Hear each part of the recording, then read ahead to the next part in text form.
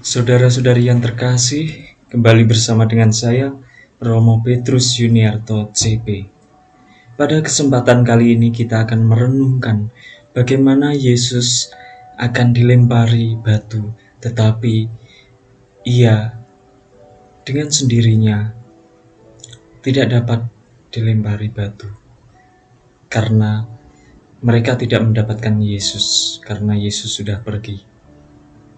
Sebelumnya ada suatu hal yang penting, yaitu mengenai siapa Yesus itu. Namun Yesus tidak menyatakan dirinya, karena dengan pernyataannya bahwa Ia sungguh Allah, itu justru akan membuat suatu kebenaran itu justru akan hilang. Karena Yesus tidak menyatakan dirinya bahwa Ia itu Mesias, tetapi justru Ia menyatakan tindakannya, karena apa yang dilakukan adalah apa yang dikehendaki oleh Bapa.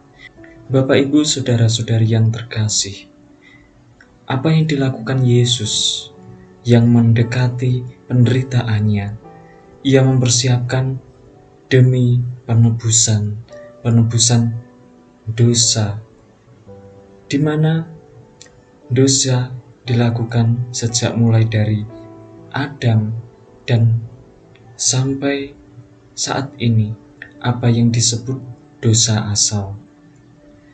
Ini menjadi bagian dari kehidupan kita, kecenderungan kita manusia melakukan dosa. Tetapi kehadiran Yesus adalah untuk menebus itu semua. Maka Bapak, Ibu, saudara-saudari yang terkasih dalam Yesus Kristus, ketika dalam melakukan suatu tugas atau perutusan dalam hidup masing-masing akan menemui banyak tantangan, di mana sebagai pengikut Kristus akan mendapatkan ejekan, akan mendapat olokan, dan juga berbagai macam cara orang untuk menyudutkan kita. Tetapi sebagai orang yang beriman, kita perlu yakin dan teguh dalam menjalani hidup ini, karena kita dituntut oleh Yesus untuk melakukan kerendahan hati, tidak membenci orang lain, dan juga mengasihi mereka yang berbuat salah kepada kita, mereka yang membenci kita. Karena Tuhan telah mengasihi kita, karena Ia mencintai kita. Lalu pertanyaan kita adalah, apa bukti Tuhan itu mengasihi kita? Tentu pertanyaan ini terkadang muncul dalam hati kita.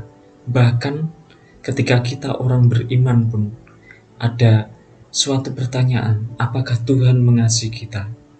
Maka kita perlu merefleksikan. Yang pertama, apakah kita merasakan kasih Tuhan itu? Misalkan ketika kita bangun tidur, kita mendapatkan kelegaan, bernafas. Lalu yang kedua, bagaimana dengan orang-orang yang membantu kita di sekitar kita? Apakah mereka melakukan kebaikan atau justru mereka melakukan kejahatan dengan bantuan yang kita terima itu? Lalu yang ketiga, jika satu hari ini Tuhan dekat dengan kita, apakah kita tega untuk menghina sesama kita? 3 pertanyaan ini sungguh-sungguh mengantar kita untuk lebih menghayati hidup ini, bahwa Tuhan itu mengasihi kita. Tetapi sebagai orang